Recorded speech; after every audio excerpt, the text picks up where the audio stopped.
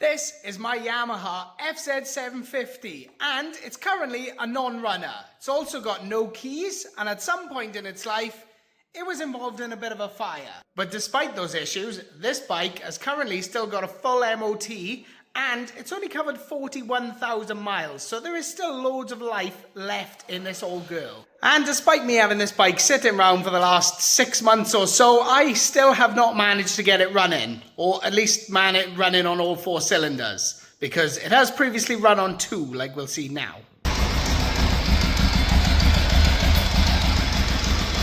And I'm also still operating the bike on an on-off rocker switch because it obviously came with no keys because these are not the right keys for it. And getting a replacement key or lock set for the ignition plus the tank and the seat release is or has proved to be incredibly challenging to get a genuine one or even a copy specifically for this bike. Well, I say that, I did find one genuine set for this bike, but it did come without the seat lock. It was just the tank and the ignition, and it was about 150 quid from Germany, so we didn't buy it. But after a long time of putting off dealing with this bike, I am now finally gonna sort it and get it finished. Or as finished as I can today anyway, because I have here a lock set. It is not a genuine one, however, it is the closest replica one I can find to all of the original locks on this. So what I have here is the finest Chinese replicas of the closest to the originals. So that is the seat lock, that is the ignition, and this is the tank lock or fuel cap. So I will probably take the mechanism out of there and put it in the original Yamaha one for the tank, which is over there, so that we can keep that looking original. You're not going to see the seat lock because it's under the seat, and the ignition, well, you're literally only going to see the top of it there. So hopefully that all works, but I will need to rewire this because that is a 4-pin plug under there and there's 4 wires coming out of here, but that is definitely not the right plug. First things first, let's get back to the plug, which is under the airbox, just here. Now you can see my previous attempts consisted of literally wiring a rocker switch on 2 spades into where the ignition would plug in, just so I can connect the lives. And then when I switch this on and off, you get power to the rest of the bike. So what I really need to do is effectively wire this plug, or a new version of this plug, onto these wires. So to work out which wires on this do what, I'm going to need my multimeter in the continuity setting and then the ignition to be open, and then I need to find which wires are connected when the ignition is on.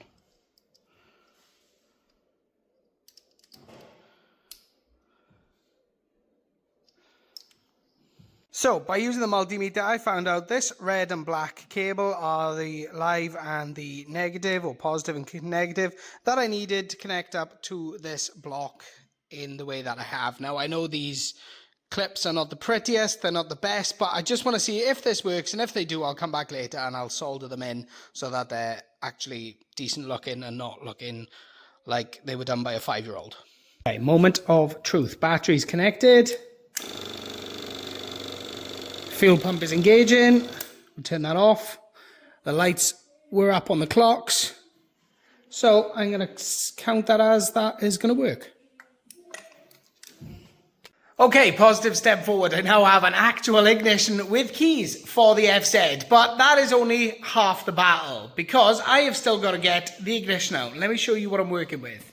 So obviously the ignition switch sits in there. Obviously, I know I've been butchering it a bit from earlier, but to get that out, you've got to undo some bolts that are up under here, and they will be security bolts or breakaway bolts, and obviously they're incredibly hard to access. So I'm either going to have to fandangle my way into there, or I'm going to have to take a lot of this off so that I can undo them on the bench and take that out and fit that one. This is going to be fun.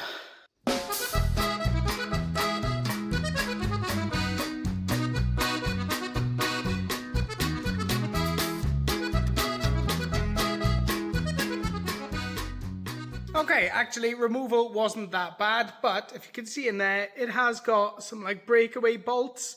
Now, I'm not entirely sure how I'm going to get through those. I don't know whether I can drill them out or whether it's easiest to, well, I can't really get a Dremel in there to cut a groove, but I'm going to have to work out something to see if I can get those out so that I can put the new ignition on.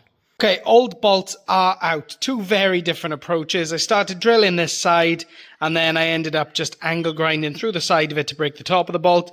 And then on this side, I thought a bit more cleverly, and I just angle ground a slot in it, and then turned it out with a screwdriver. So I can actually reuse that bolt. That side, not so much. Okay, quick flash forward. That is now in place. The only thing that doesn't work, which is a little bit annoying, is the steering lock. You can turn the steering lock out, but that is not working. That's annoying, but steering lock not working on these cheap Chinese ignitions is a pretty common thing. They're always too short compared to the original ones, but there's not much I can do about that. It is what it is at this point. So next is the carbs, because we need to get this bike running. Okay, carbs are off. I didn't show the removal because I've done it 2 or 3 times in the previous videos just to see what's going on, and obviously every other attempt at cleaning up has not worked. So I got a rebuild kit. I've got pilot jets for each of them. I know the jets are all unblocked because I did ultrasonic clean those before my ultrasonic cleaner broke. So those are all unblocked, but I'm finally gonna tackle these. So these just need reassembly. Insert it in here, make sure everything's clean, screw it back up. I'm just going to do them one by one, then we're going to put the carbs back on the bike and see if it runs. Okay, final step while I'm on the last carb, I just thought I'd show you. It's all much cleaner, cleaned up all the edges, replaced the pilot jets, which all has gone nice and smoothly. The only thing that is really annoying is these gaskets, because whilst nice and new and I've cleaned up the bowl lovely, these gaskets don't sit very well. Or they don't fit nice and snug. I mean, the old ones were super tight, but these ones kind of stretch a bit. I mean, they seem to fit nice once I put them on and screwed them on, but they just seem a bit loose going on. I mean, I know that's not in very well. I'm trying to do this one-handed, but let me see. They just seem a little bit, what's that, too big, too small? They just pop a bit when you're trying to put them in. But that is the final piece. Once that goes back on, those carbs should be ready to rock. Or not, because I forgot to put that screw back in, which I've just cleaned up. So the float needs to come back out. That needs to go back in. Bowl needs to go back on. And then we're ready to rock. Okay, carbs are back on. They are as clean as I can physically do them. As best as I can do them with my skills and my abilities. So hopefully that is enough. Now, the fuel goes back on there. Like so. And one thing I am going to do for good measure is take away this old fuel filter and put in a nice clean new fuel filter. So let's do that now. Okay, fuel filter sorted. Time for the airbox. This is a tricky bugger.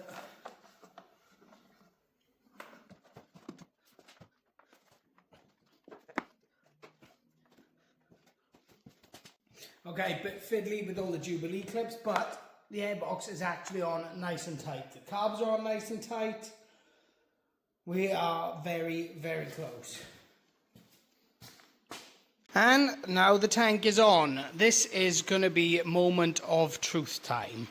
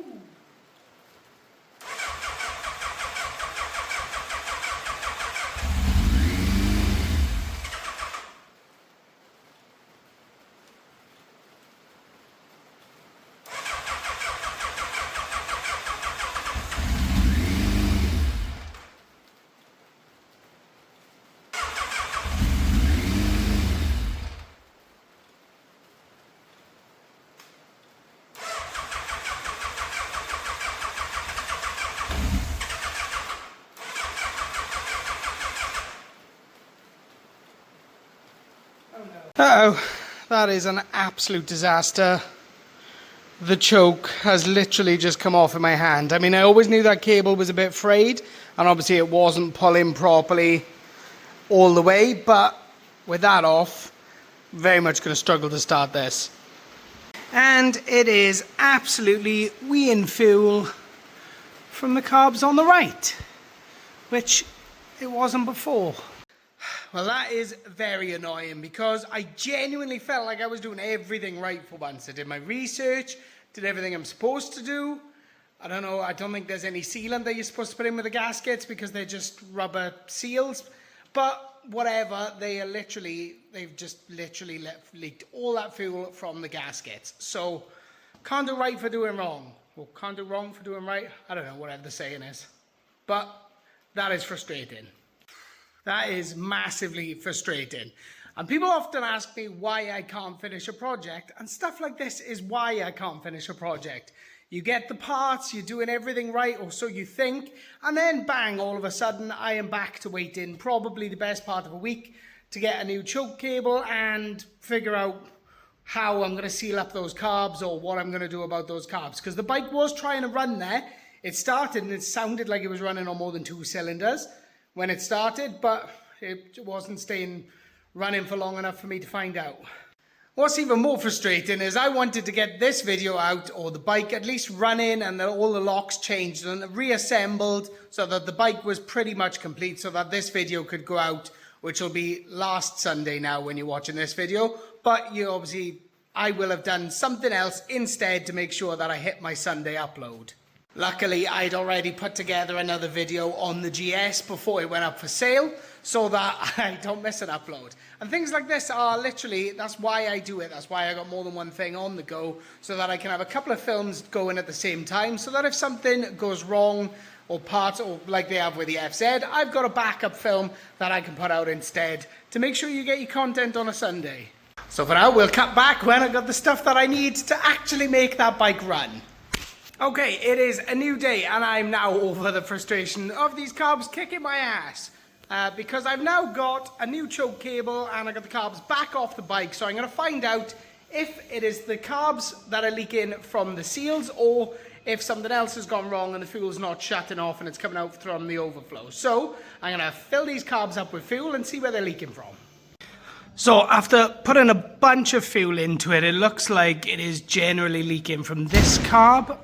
Doesn't seem to be leaking from any of the other ones. It just seems to be this one. So let's crack that back open, see what's going on with the gasket, and see if we can put something on there just to seal it up a bit.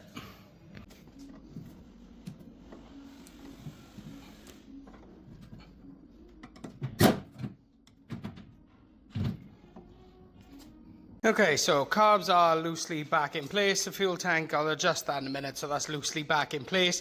I'm just going to run the fuel pump a few times to see if fuel leaks out of any of the other carbs. Okay, so if you can see that drip there, it looks like it is just leaking out of the back corner of this end carb. So I'm going to have to whip them back off and tackle that. And again, it looks like this gasket has got a slight nick in the corner because, well, it just doesn't fit. I mean, the old gaskets sit really nicely inside there, perfect and flush, but these cheap knockoff copy ones which eBay is flooded with clearly don't do the trick. So buy cheap, buy twice. Okay, so not great. 2 out of the 4 seals that I fitted are ripped and leaky, so I'm going to put that partly down to bad parts and partly down to human error, but they should all now be sealed. But before I can put them back on and actually try properly, there's another job I need to tackle. And that job is the choke cable that I broke. So obviously here there should be like a plunger thing with a rod going on to a cable which comes out here and connects to the carb rail to pull the choke out. However, that cable, since I've had the bike, has been fraying on the end. And then the other day when I was trying to start the bike earlier on in the video, I pulled the cable and it snapped. In theory, if I undo these 2 screws, 1, 2, that should now come out and I should have access to where the choke cable fits. I hope. Kind of. So what I have done, instead of ordering a choke cable for the Yamaha FZ, because I couldn't seem to find one that was actually in stock anywhere, I have got one which is very similar, but it is from a diversion, not an FZ. So it looks like I need to twist this off, if it'll come off. Okay, so the old cable is off and I've got the new one in my hand. There are some slight differences which hopefully won't make too much of a problem, but we're going to work with what we've got. And immediately I've encountered a problem, because the difference between the plunger on this one and on the FZ one is, on the FZ one there is a screw in here which means you can take the head off, thread it through this, and then insert the head back on. This one does not have that, and I dare pull that off because I actually have no idea how that is mounted on. Problem.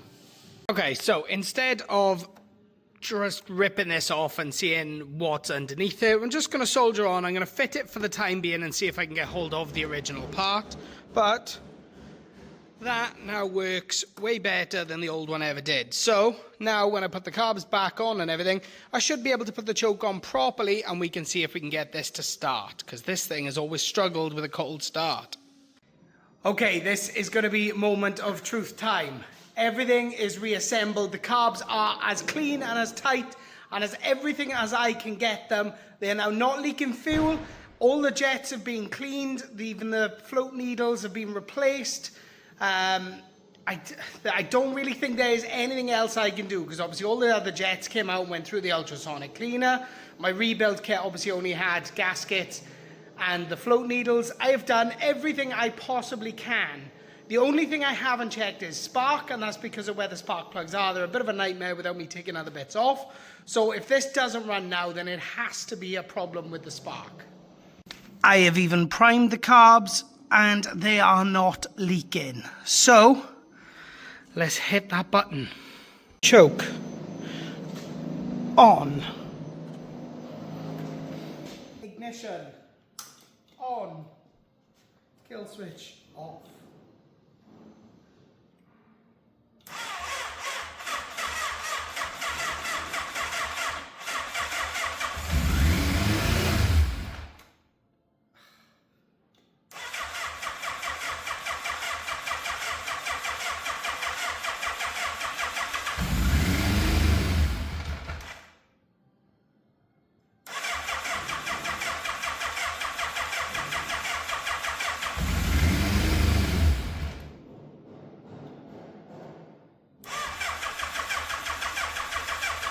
Okay, so it's still starting and then dying. So something tells me the battery might not be up to scratch, because it doesn't sound like it's trying to turn over quickly. So maybe that is it. I've hooked it up to a big old boost pack. We'll see what happens.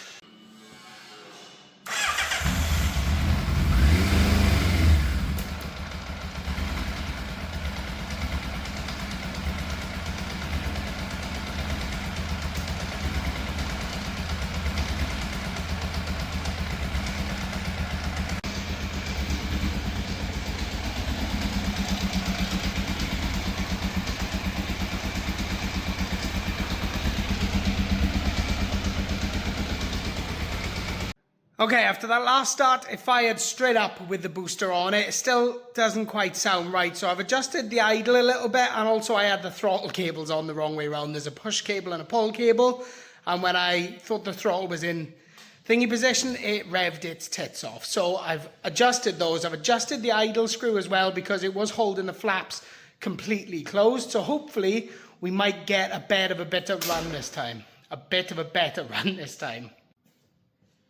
Moment of truth again.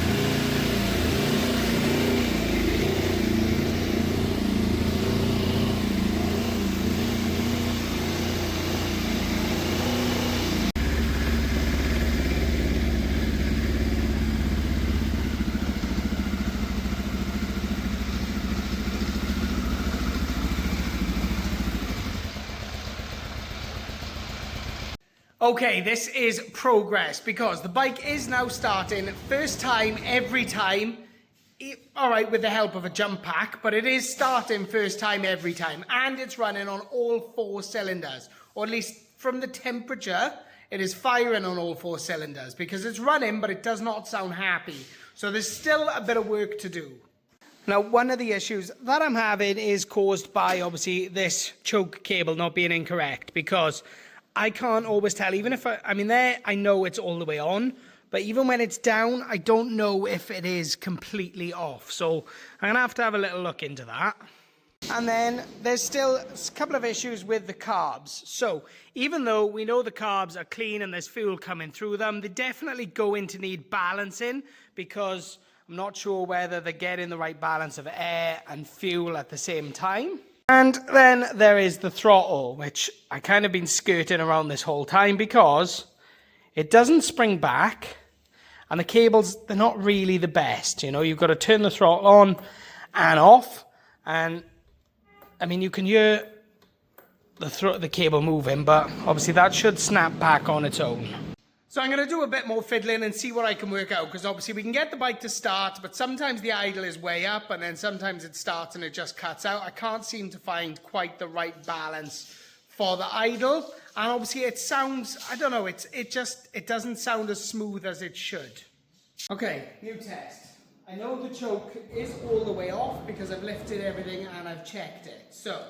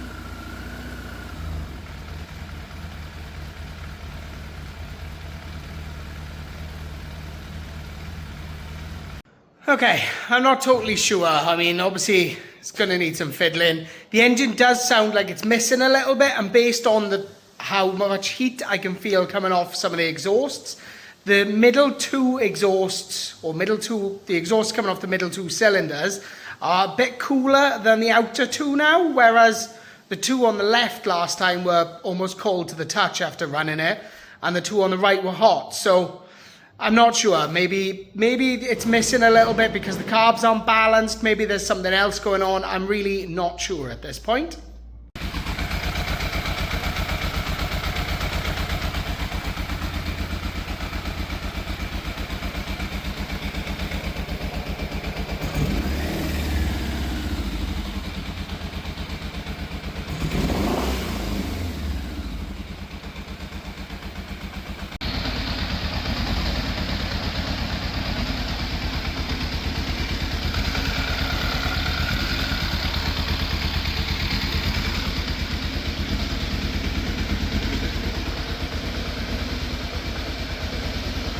Ah, this thing is fighting me. I got it to idle about as best as I can for the time being. Still sounds like it's missing a bit.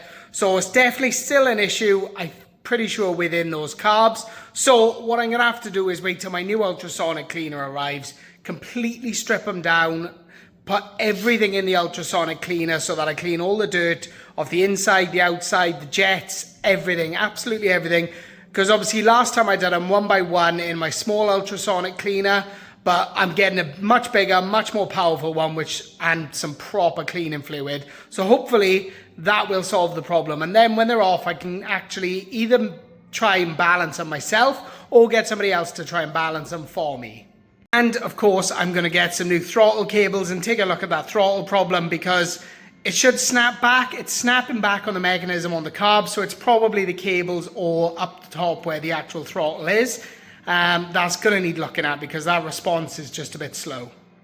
So I'm going to try and end this video on me actually fixing something. So I'm going to do the fuel tank, because obviously I've done the ignition, so it'd be nice to have all the keys matching at the very least. Let's test out a new tool. Well, that was easier. I've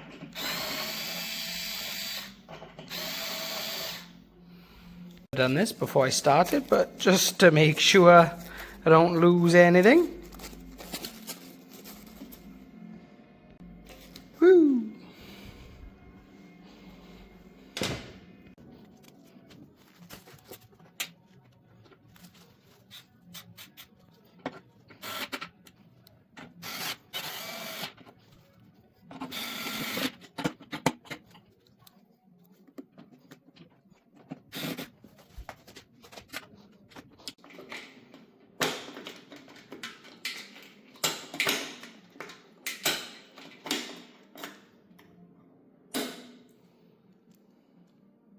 Great success.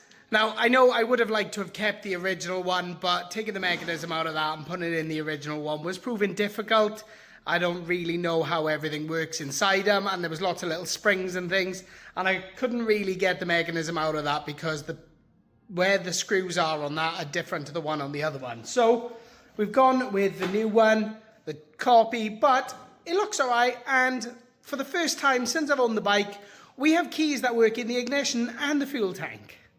Now, one other thing that has been annoying me since I did it is this wing mirror, because I clearly put that one on upside down. So let's change that. Okay, that looks better. I still think I'm going to have to change this one for a copy one, because obviously the originals are like rocking horse poop. You cannot really find them. So I'm going to have to change that one for a copy one, because that still looks a bit silly. Tell you what I am impressed with though, this cordless screwdriver. This is not an advert, I'm just quite impressed with it, especially for Allen bolts. Crack them with an Allen key and then whiz them out. That saved me probably 5 minutes or so of So definitely recommend one of these. So safe to say this bike is still kicking my ass. This is shaping up to be another video of progress, but me still not quite getting the bike running properly. I got it to a point now where it starts on the button every time and it will idle. Doesn't idle very well, but it still needs a bit of work. But every little step forward with this bike is still a step forward, and it is a constant learning experience for me, because, you know, a lot of the stuff I do with this bike and most of the bikes is the first time I've ever done it. So this one is challenging me, but persistence will pay off. Now, there's probably some of you watching this video thinking, just do this, just do that, or just buy this part, just buy that part. But you need to remember, I run this YouTube channel on a very, very tight budget. I don't have the money to just spend and buy tools and buy everything that I need to just do everything in one go. So to be able to make content every week, I order the parts and sometimes the tools that I need to get a job done for the week ahead. For example, the FZ, all I thought I was going to need was the choke cable and to take a look at those gasket seals. So all I ordered was the choke cable. And obviously it turned out there's much more problems going on with the carbs than I anticipated. And obviously since selling the GS, I've invested in some tools to make jobs easier. Like I bought a parts washer, or brand new second-hand parts washer back there. And I'm obviously ordering a big ultrasonic cleaner to make dealing with carbs and things like that so much easier going forward. So as nice as it would be to just get the job done and have a project finished, sometimes the money is not there to just do it. And sometimes there's things that I need to do in between to create that money, like all the flips that I do in between the actual, the project videos. Because those flips are the things that help me keep the channel running. They help me buy tools, they help me buy parts, they help me fund the bigger projects like this. Because I reckon, even if I can get this bike running, I reckon the paint for the panel, to get that done properly, and all the other little bits, I probably need another 300 quid just to spend to get this over the finishing line. And that's if I can get it running without any other problems. And that's without the cost of the ultrasonic cleaner that I'm gonna need to make sure that I can absolutely guarantee those carbs are clean and fuel is coming through them properly. But we soldier on, we keep going, we keep trying, I keep learning. So eventually I will get the FZ done. We are a lot closer because it's running better than it was last time. Nearly there. So for at least another week or so, the Yamaha can go back in the corner because it's time to get back on the Melody, because I've now got tyres, inner tubes, and some other new parts to start putting that thing back together and get a video out so we can start getting that up for swaps. So I am positive that that bike is not going to beat me, and it is time to get a bit more positive because it's time for this week's dad joke.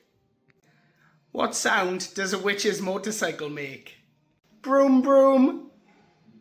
I know you laughed at that. You didn't want to, but you did. So that is all I got for you this week. If you like this video, then make sure you give it a thumbs up. If you don't want to miss the future of the FZ, then make sure you hit that subscribe button. If you think I've made good progress despite the fact it's still not quite running, then let me know in the comments. If you've got any ideas on what else I need to do, then also let me know in the comments. And as always, thank you so much for watching. I'll see you in the next video.